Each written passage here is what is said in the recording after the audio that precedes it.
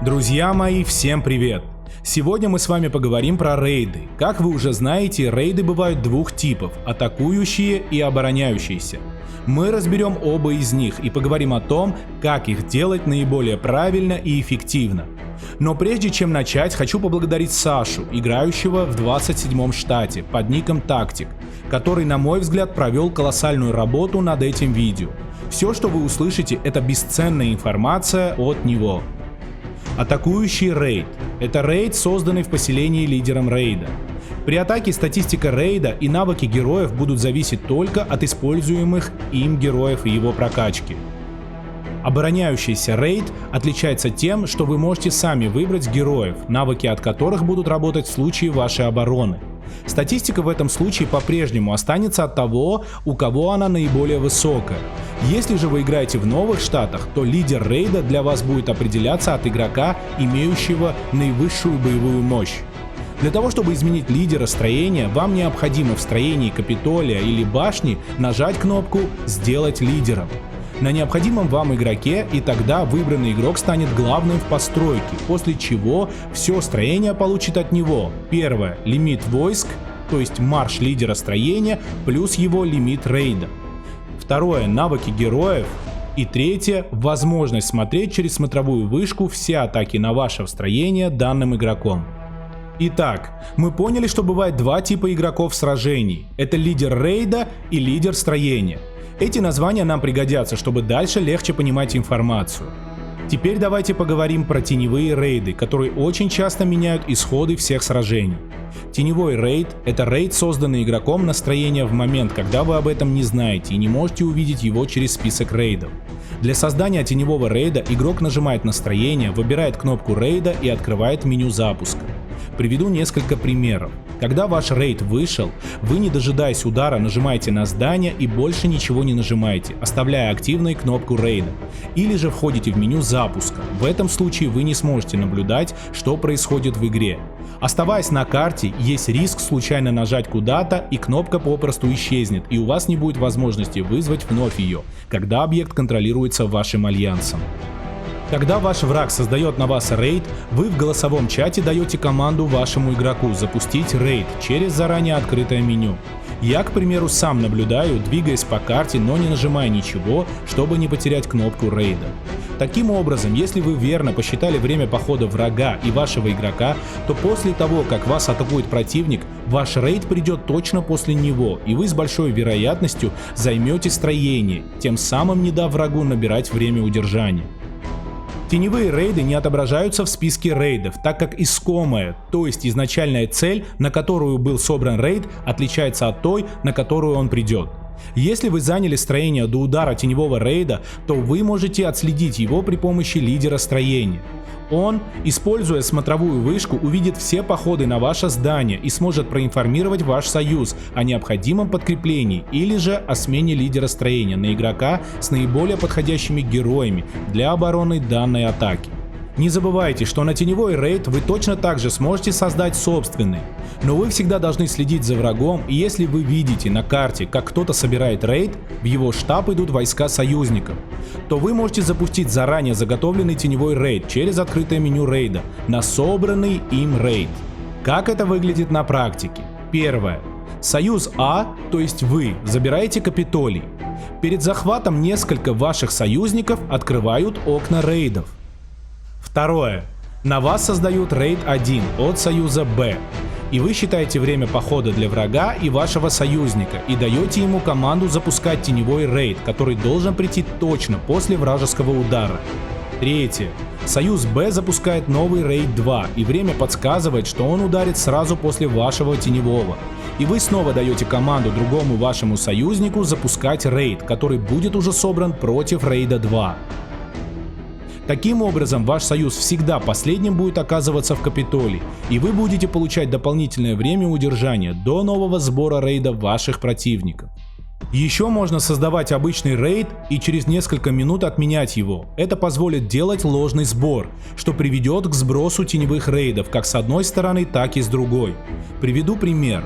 Ваш альянс сидит в здании, и вы увидели, что соперник начал сбор и дали команду на создание теневого рейда, а он просто его отменил и начал сбор заново. Таким образом, один теневой рейд будет потерян.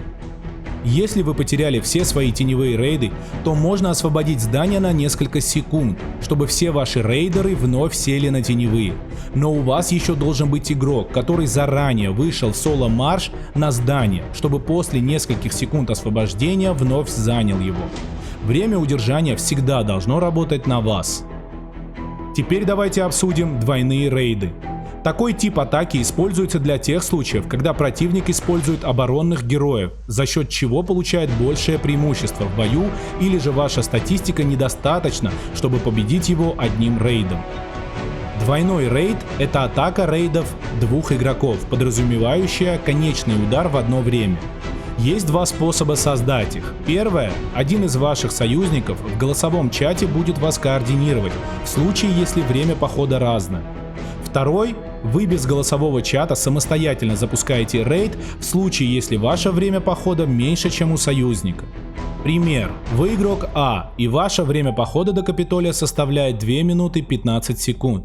Для вашего союзника игрока Б время похода 2 минуты 30 секунд. Между вашими рейдами разница в 15 секунд, и чтобы вам ударить идеально точно, вы должны запустить свой рейд точно через 15 секунд после создания рейда игроком Б. Вы можете использовать секундомер на вашем телефоне, если играете через компьютер, и наоборот. Обратите внимание на то, что иногда время отличается от того, что показывает вам меню рейда.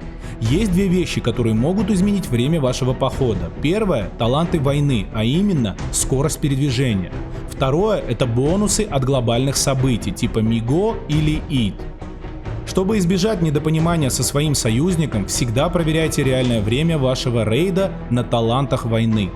Мы обычно выписываем отдельно время всех походов своих рейдеров и рейдеров противника для успешного координирования. Подкрепление. Пожалуй, самое важное в сражении за Капитолий, и от этого всегда зависит исход всего сражения. Во-первых, подкрепление лучше всего отправлять через окно рейдов при помощи кнопки подкрепления. Так вы сможете отправить полный марш. Если вы используете кнопку подкрепления на строении, игра разрешит вам отправить лишь недостающую часть войска в строении, а не полный поход. Во-вторых, после того, как рейд врага уже покинул поселение, вы не можете отправить полный марш подкрепления через список рейдов. Лучше всего в таком случае воспользоваться созданием рейда с другого союза, например, с вашей фермы, на 1 час, и отправлять подкрепление именно через данный рейд. После смены союза, контролирующего Капитолий, данный рейд лучше всего пересоздать, так как для вас он может стать теневым, и вы перестанете его видеть. В-третьих, скорость похода марша и скорость похода вашего рейда отличаются из-за навыков ИД или МИГО, ускоряющих именно скорость марша рейда. Чтобы вы смогли закрепить свой рейд после удара, вы должны пересчитать время и отправлять подкрепление заранее до выхода рейда, и делать это точно так же, как и с двойным. Допустим, время вашего похода рейдом 2 минуты, а время одиночного марша 3. Таким образом, вам необходимо отправить подкрепление в 1:01 на таймере рейда до выхода войск из поселения. То есть, вам необходимо посчитать разницу между походом рейда и одиночным маршем и добавить 1 или несколько секунд, чтобы ваше подкрепление пришло после вашего удара. И в-четвертых, для подкрепления между двойными рейдами вам необходимо знать время похода вражеских рейдеров и отправить ваш марш таким образом, чтобы он пришел между их ударами. Очень часто игроки допускают ошибки, и разница между двойными может быть существенная для того, чтобы вы успели восполнить войска и отбить все атаки. Очень часто в союзах есть игроки, которые с самого начала сражения за Капитолий записывают время похода рейдов всех вражеских рейдеров. Чтобы улучшить эффективность игры вашего союза на Капитолии, вы можете сами сделать это и поделиться этим со своими союзниками. Таким образом, каждый игрок сможет посчитать время под собственный поход и отправлять подкрепление наиболее точно. Прошу вас не забывать, что все сказанное выше может быть использовано вами не только на события сражения за Капитолий, но также и на бункерах или же на рейде на резервуар, так как строения во всех этих событиях имеют одинаковую механику сражения.